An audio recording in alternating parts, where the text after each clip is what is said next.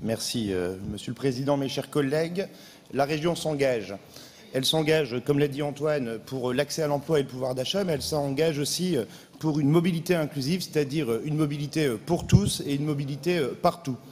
Alors, cette mobilité inclusive, elle se matérialise de différentes manières. Elle se matérialise en matière de mobilité durable, avec une politique qui permet le maintien des lignes secondaires pour pouvoir permettre l'égalité des territoires, avec une politique tarifaire différenciante pour qu'il n'y ait pas de discrimination en fonction des revenus dans l'accès à la mobilité durable, et avec des investissements massifs pour décarboner aussi les trajets.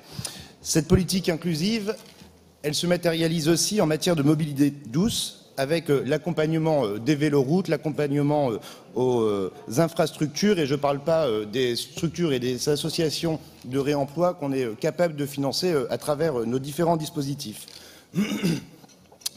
Enfin, cette mobilité inclusive, elle se matérialise aussi en matière de mobilité traditionnelle, parce que la voiture est un outil d'émancipation, parce qu'elle permet l'accès à la liberté, parce qu'elle permet aussi une inclusion sociale et professionnelle forte. Alors là-dessus, nous avons déployé une stratégie autour de 2 axes.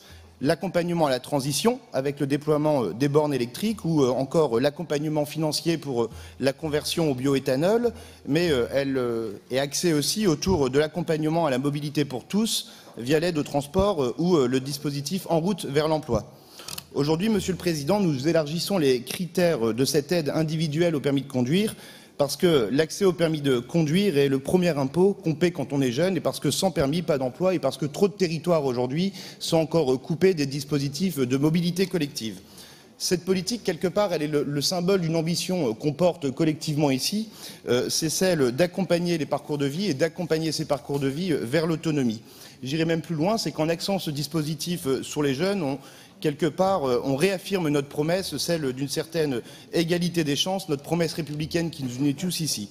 Donc, mise en perspective avec les dispositifs jeunesse portés par Antoine Silani ou Florence Barizeau, mise en perspective avec les politiques mobilité portées par Franck Dersin, je voulais dire qu'au nom du groupe UDI-UC, nous sommes heureux de voter cette délibération qui, une fois de plus, est simple, concrète, efficace et qui répond à des attentes qui sont importantes pour nos jeunes. Je vous remercie.